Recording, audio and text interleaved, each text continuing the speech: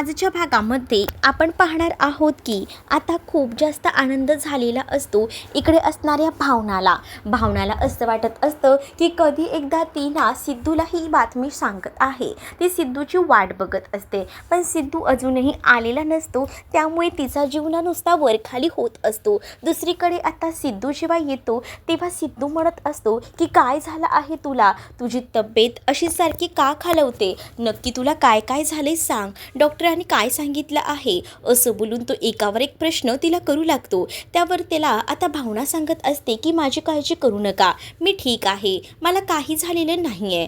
ऐका ना, मी काय म्हणते, आता उन्हाळा खूप जास्त वाढत चाललेला आहे, मी तुमच्यासाठी छान अशी कॉटनची बंडी ऑर्डर केली आहे, ती जरा बघता का. त्यावर सिद्धू तिला म्हणत असतो की काय चाललंय तुझं, माझं काय चाललंय आणि तुझं काय चाललंय. त्याच वेळेला तो आता तिने सांगितले म्हणून कपाट उघडून ती आता व्हाईट कलरची बंडी बघतो. मग ती त्याला ओपन करायला सांगते.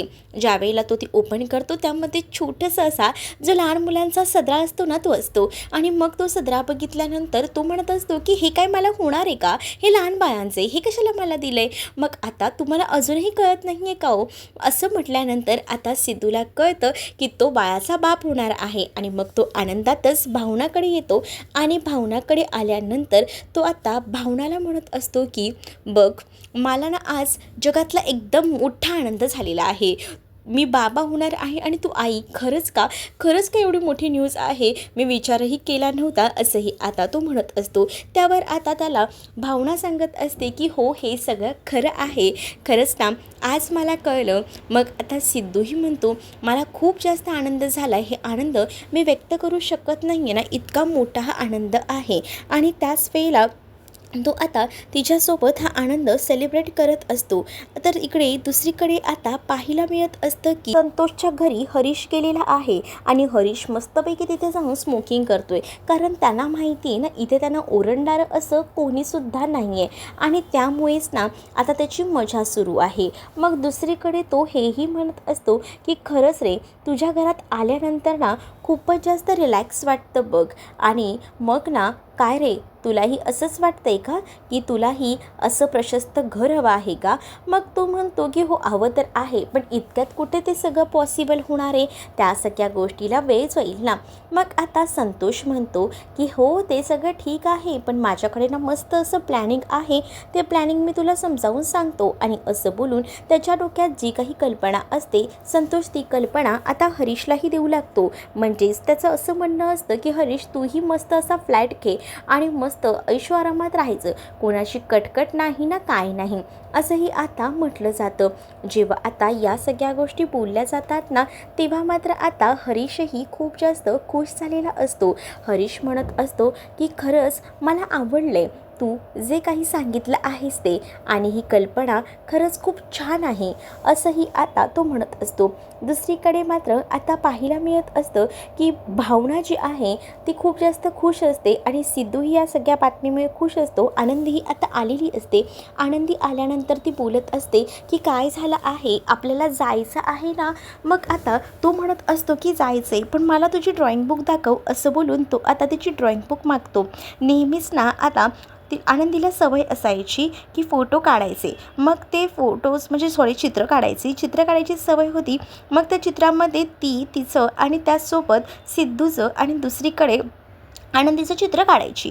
मग आता सिद्धू तिला म्हणत असतो की यामध्ये अजून एक चित्र ॲड करायचं, ते म्हणजे छोट्या बाळाचं. मग ती म्हणते की काय, म्हणजे मला कळलं नाही.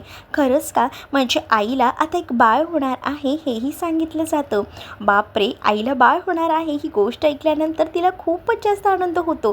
ती म्हणत असते की आता मी चौघांचंही चित्र काढेन, मग तर झालं, आणि आता ना मी सगळ्यात जास्त काळजी आईंची घेईन, असंही आता ती म्हणत असते.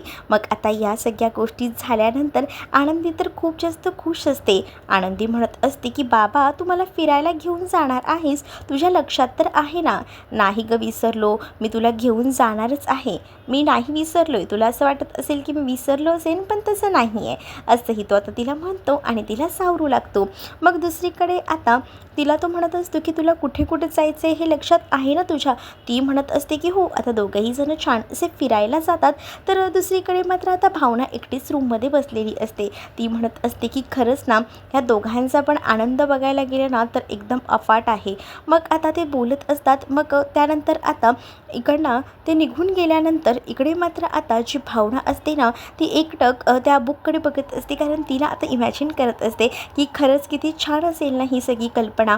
आणि म्हणूनच ती आता बेडवरनं उतरते. तेच तिथे आनंदीचा फोटो ठेवलेला असतो. आनंदीच्या फोटोची फ्रेम खाली पडते. त्यावेळेला तिला कुठेतरी असं वाटतं की हे सगळं काय झालेलं आहे आणि त्यामुळे ना ती थोडी बिथरते आणि इकडे तिकडे पाहू लागते, कारण आता आनंदीच्या फोटोची फ्रेम जी असते ती आता तुटलेली असते आणि त्यामुळे तिला टेन्शन येतं. दुसरीकडे आता जानू जी आहे ती विश्वाच्या गाडीमध्ये जाऊन बसलेली असते. विश्वा जो आहे तो म्हणत असतो की मॅडम बसा, चला सुरू करतो मी गाडी. पण इकडे जयंतलाही ती हाका मारत असते. जयंतला हाक मारल्याबरोबर आता जानू दुसऱ्या कोणाच्या गाडीत जाऊन बसली आहे हे आता जयंतला कळलेलं असतं आणि त्यामुळे जयंतना लगेचच जान्हवीला गाडीतून बाहेर काढतो आणि तिला म्हणत असतो की हे काय करताय तुम्ही, असं करू नका. आणि असं बोलूनच ना तो आता तिला गाडीतून बाहेर काढतो. तो म्हणत असतो की असं कोणाच्याही गाडीत बसून जायचं असतं का, नाही असं चुकूनही करू नका, असं बोलून तो आता तिला म्हणत असतो. मग ती म्हणते की नाही, मी थोडी ना असं कोणाच्याही गाडीत बसून जाणार आहे, मी तुम्हाला हाक मारतच होते की, असंही बोलून ना आता ती त्याला सांगत असते. तर दुसरीकडे मात्र जेव्हा ती या सगळ्या गोष्टी त्याला सांगते ना तेव्हा हेही म्हणते ती की तुम्हाला तर चांगलंच माहिती आहे की मी अशी जाणाऱ्यातली नाही आहे, कारण त्या दिवशीही बघितलं ना, तुम्हाला जर मी सोडून गेली असते तर त्या गुंडांनी ना मला चांगलंच धू धुतलं असतं. पण आज आहे ना मला खात्री आहे की तुम्ही होतात म्हणून मला टेन्शन नव्हतं. दुसरीकडे मात्र आता घरी आल्यानंतर श्रीनिवास घडलेली हकीकत सगळी काही सांगू लागतात आणि जेव्हा ही गोष्ट सांगितल्यानंतर मात्र आता लक्ष्मी सांगत असते की आता पुरे झालं, बस झालं, इथून पुढे नाही आता या गोष्टी सहन होते. मला ना असं वाटतंय ना की आपण आहे ना एक काम करूया, आपण ते जे काही आहे ना ते विकून टाकूया, जमीन वगैरे नको आहे आपल्याला काहीसुद्धा, असंही आता म्हटलं जात असतं. जेव्हा आता या गोष्टी बोलल्या जातात ना तेव्हा आरतीचंही म्हणणं तेच असतं. आरती म्हणत असते की बाबा तुमचं बरोबर आहे. वीणालाही टेन्शन आलेलं असतं, कारण ह्या सगळ्या ज्या गोष्टी असतात ना त्या खतरनाक अशा असतात.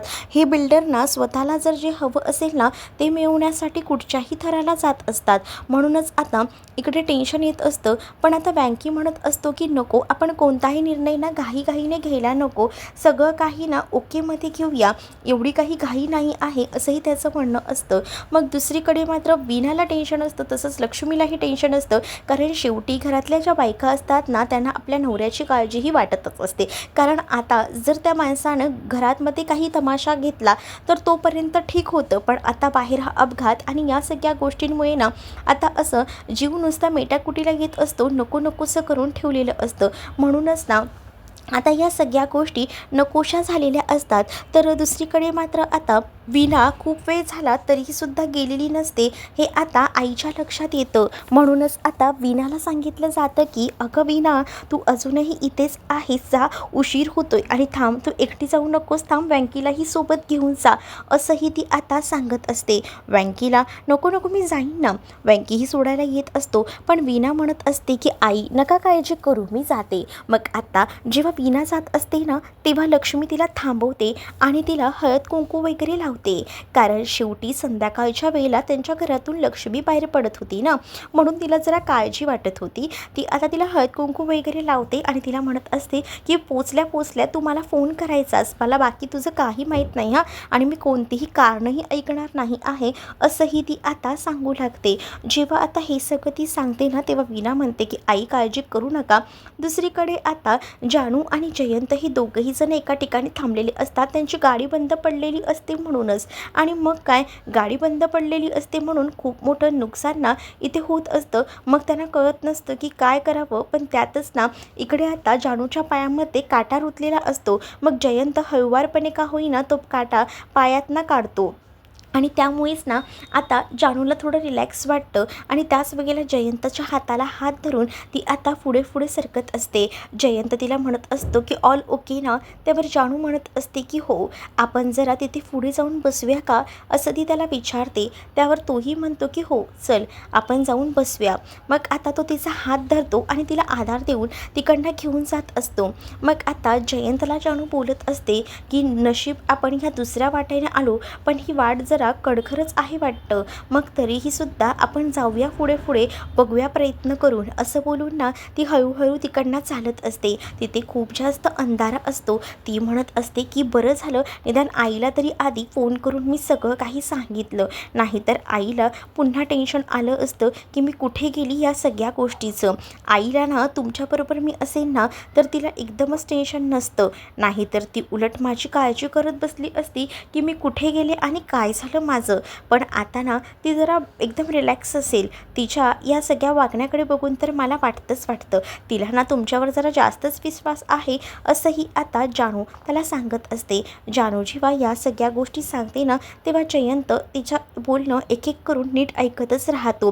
त्यानंतर दोघंही जण तिथे छान गप्पा मारत बसलेले असतात. तर ती आता त्याला हेही म्हणत असते की हे वातावरण किती असं वाटलं गरमीचे दिवस आहेत, पण तसंही नाही आहे. खूपच चांगलं वाटतंय ना हे वातावरण, असं वाटतंय ना की एवढी थंडी पडलेली आहे, असंही ते त्याला म्हणत असते. मग तेव्हा ना जयंतच्या लक्षात येतं की त्याच्या अंगावर जे ब्लेझर आहे तो ते काढतो आणि थंडी वाजत असलेल्या जानूला देतो. जानूला म्हणत असतो की घ्या, तुम्हाला बरं वाटत नाही आहे ना, थंडी वाजते ना, थोडंसं घ्या अंगावर म्हणजे तुम्हाला बरं वाटेल.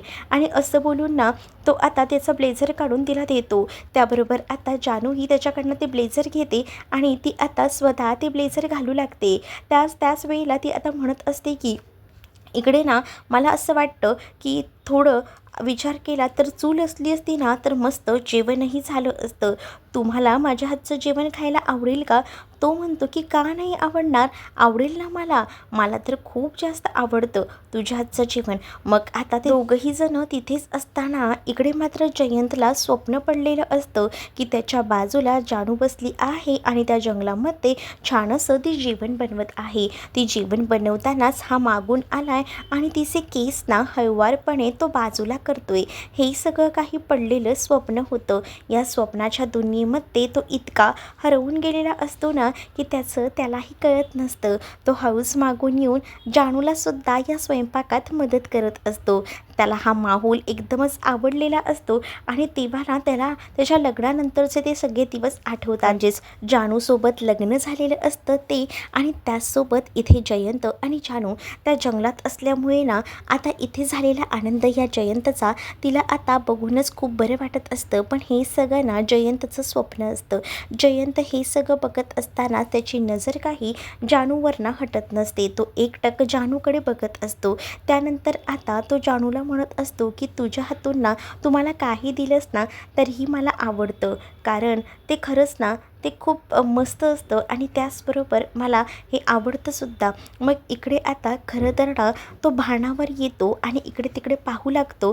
तेव्हा त्याच्या लक्षात येतं की हे तर आपल्याला पडलेलं स्वप्न होतं, कारण हळूच का होईना तो एकदमच तिच्या जवळ आलेला असतो. आणि जेव्हा तो भानावर येतो तेव्हा तो आता अलगदपणे आपले डोळे उघडतो आणि बघतो तर जानू फक्त त्याच्या बाजूला बसलेली होती. पण त्याला ना त्याच्यासाठी हे स्वप्न खूपच सुंदर होतं आणि त्याच्या मागे एक सुंदर असं गाणंसुद्धा बॅकग्राऊंडला लागलेलं होतं. आणि त्या बॅकग्राऊंडच्या सॉन्गमध्ये ना तो एकदमच तल्लीन झालेला होता आणि त्याला हे सगळं काही आठवून ना खूप बरं वाटत होतं. हे त्याच्या चेहऱ्यावर ना स्पष्ट दिसत होतं. पण इकडे विश्वाला ह्या सगळ्या गोष्टीचा राग येत होता. विश्वाला आता असं वाटत होतं की का म्हणून मी स्वतःच्या पायावर दगड मारून घेतलेला आहे. काय गरज होती मला त्या गाडीचे ब्रेक फेल करायची. म्हणजेच त्याने ती गाडी मुद्दामून पंक्चर करून ठेवलेली होती, जेणेकरून ह्या लोकांना पुढचा प्रवास करायला भेटायला नको. पण त्याच्यामध्ये सुद्धा लई मोठा गेम आहे ना या जयंतने केलेला असतो. तो म्हणजे जयंतला असं वाटत असतं की आपण जे आहे ते इथे आहोत तर आपल्याला एकतर हिच्यासोबत किती वेळ घालवता येतोय हीच त्याच्यासाठी खूप मोठी गोष्ट असते आणि त्यामुळे तो खुश असतो. पण विश्वाला या सगळ्याचा राग येत असतो. विश्वाला आता वाटत असतं की ह्याला जर एवढं जर शक्य झालं असतं ना, ह्याने लगेच आहे ना आत्ताच्या आत्ता फोन केला असता आणि स्वतः एखाद्या माणसाला बोलवून घेतलं असतं किंवा दुसरी गाडीसुद्धा आणली असती. पण ह्याने ना तसं केलं नाही. ह्याने खूप चुकीचं केलेलं आहे आणि त्याला असं वाटत असेल की तो जे काही करतोय ते त्याला पटतंय आणि मला तर या गोष्टींना बिलकुलही पटत नाही आहे. त्याच्यावर काहीतरी तोडगा काढायला हवा असाही तो आता विचार करू लागतो. आणि त्याच वेळेला ना त्याने आता एका गॅरेजवाल्याला सुद्धा कॉल करायचं ठरवलेलं असतं. कारण गॅरेजवाल्याला कॉल करणं खूपच जास्त इम्पॉर्टंट होतं. गॅरेजवाल्याला जेव्हा तो फोन करतो तेव्हा तो आता सांगतो की इमर्जन्सीमध्ये जरा इकडे या आणि तो लोकेशनसुद्धा सांगू लागतो. त्यावर आता तो गॅरेजवाला म्हणतो की केवढी रात्र झाली आहे, एवढ्या रात्री तर शक्यच नाही, सॉरी, असंही आता म्हटलं जातं. मग खरं तर ना कळत नसतं की काय करावं. विश्वा सांगत असतो की तुम्ही सांगा तितके पैसे मी तुम्हाला द्यायला तयार आहे, पण तुम्ही प्लीज या. मग तो म्हणतो की ठीक आहे, माझा एखादा माणूस वगैरे तिथला असेल ना तर मी काही अरेंज होतं आहे का ते बघतो, असंही आता सांगितलं जातं. मग प्लीज लवकर अरेंज करा या गोष्टी विश्वा सांगतो. कारण आता जानू आणि जयंत नको तेवढे जवळ येत असतात जे की विश्वाला पसंत नसतं आणि म्हणूनच विश्वाने ऐनवेळेला हा प्लॅन चेंज केलेला असतो. तर तुम्हाला हा भाग कसा वाटला आहे कमेंटमध्ये मला नक्कीच सांगा आणि अशाच नवनवीन भागांसाठी आपल्या चॅनललासुद्धा सबस्क्राईब करायला विसरू नका. चला तर मग भेटूया पुढच्या भागामध्ये. तोपर्यंत टाटा बाय. व्हिडिओ आवडला असेल तर लाईक करायला विसरू नका.